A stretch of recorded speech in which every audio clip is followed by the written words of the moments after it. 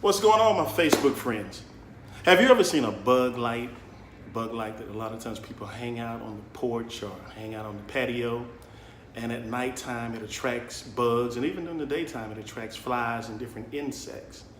As I looked at the night light for the bugs, I began to think about people, we as human beings. A crowd is like the bug light to us, and a lot of times we feel that because the crowd is there or because everybody's doing it, it's the thing to do. Even when it comes to pop culture, trends are set based on crowds. Decisions are made based on if it can attract the crowd. And you have to understand, when you begin to live your dream or do the will of the Lord, in most cases, you're not going to have a crowd to follow you or a crowd to be with you or a crowd to go.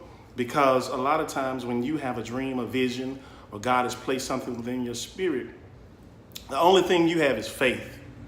That's it. All you have is faith and the confidence that God gave you the word. God put the dream or vision on the inside of you. And that's what keeps pushing and motivating you to see the manifestation of what it is that you're hoping for.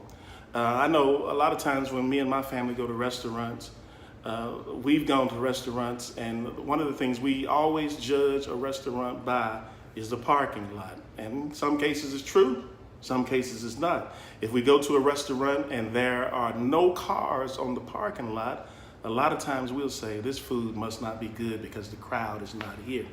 And even when we look at things spiritually, we judge things spiritually based on crowds. If the crowd is there, then God must be there.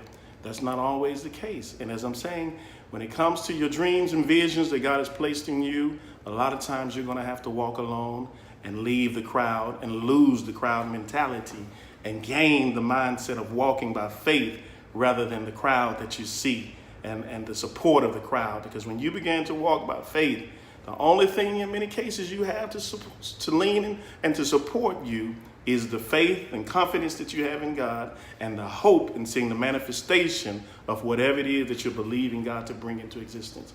God bless you, and don't be tricked into trying to follow the crowd when you're trying to follow God. Remember what the scripture says: if God be for you, and I'm here today to tell you, if he's for you, it's more than the whole world against you. Because when God is for you, he's got your back.